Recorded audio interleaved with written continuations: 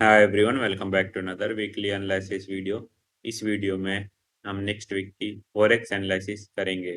Next week gold क्या कर सकता है। नेक्स्ट वीक गोल्ड के लिए दो सप्लाई जोन है, ये एक एक्सट्रीम सप्लाई जोन है और एक है पहला H4 का गैप रेजिस्टेंस एरिया है। तो एक्सपेक्टेड सिनेरियो क्या हो सकता है कि मंडे मॉर्निंग को गोल्ड इस जोन को फिल करे। अगर इस गैप को ये रिस्पेक्ट देता है तब ये हमें या तो करंट डिमांड के जोन को स्वीप करते हुए दिख सकता है एक्सट्रीम सप्लाई की तरफ जाते हुए, या फिर इस डिमांड को ब्रेकआउट करने के बाद ये H4 की ओबी को फिल करे, देन यहाँ से एक रिजेक्शन दिखाए, तब ये हमें एक्सट्रीम सप्लाई के पास जाता हुआ दिख सकता है।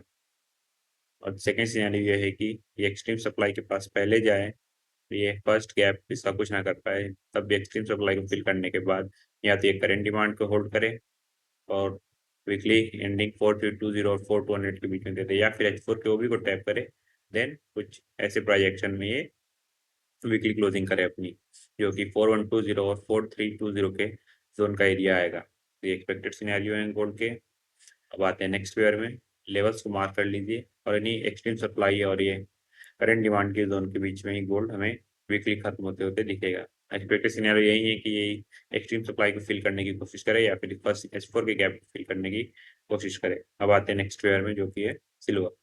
नेक्स्ट वीक सिल्वर क्या कर सकता है। नेक्स्ट वीक सिल्वर का एक्सपेक्टेड सिनेरियो ये है कि या तो ये इस फर्स्ट सप्लाई से रिजेक्शन लेके इस H4 के गैप को फिल करे, या फिर करंट डिमांड जोन में डबल बॉटम मार के रिवर्स हो, कुछ ऐसे। ये H4 का गैप या तो ये इसे होल्ड कर ले या फिर इस करंट डिमांड में डबल बॉटम मारे, फिर यहाँ से ये कुछ ऐसे करके प्रोजेक्शन बनाता हुआ इस एक्सट्रीम जोन के पास पहुंचे, जो कि 72 का एरिया है। तो next week expected scenario silver की यही है। और सबसे कॉम्प्लेक्स सिनेरियो है कि गैप ओपन होता है, एक्सट्रीम सप्लाई को टैप करता है, तब जाके H4 के गैप फिल करने आए, देन कुछ ऐसे प्रोजेक्शन में ये वीकली क्लोजिंग कर सकता है। अब आते हैं नेक्स्ट पेयर में, जीबीपी जेपीवाई।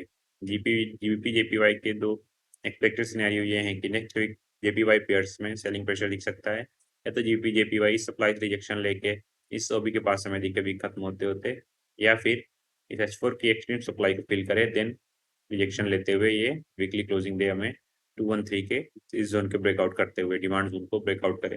ये इसके एक्सपेक्टेड सिनेरियो ये हो सकते हैं कि अब सप्लाई से रिजेक्शन लेके सेलिंग प्रेशर में जा सकता है। अब आते हैं हम नेक्स्ट पेयर में, CHF JPY। CHF JPY के तो एक्सपेक्टेड सिनेरियो सिंपल है।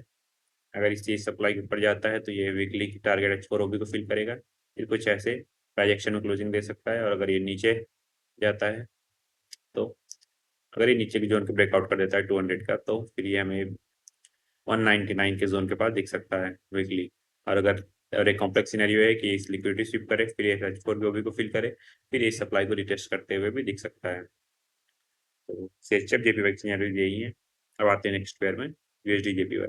USD JPY नेक्स्ट वीक काफी बेरिश रहने वाला है और इसका वीकली टारगेट हो सकता है 158 का जोन, जो कि डिमांड जोन है, ये इसका वीकली टारगेट होगा। तो रिटेस्ट पे इसे सेल करिएगा इस जोन के और टारगेट रखिएगा 158, कुछ ऐसे छोटा सा स्टॉप लॉस मिलेगा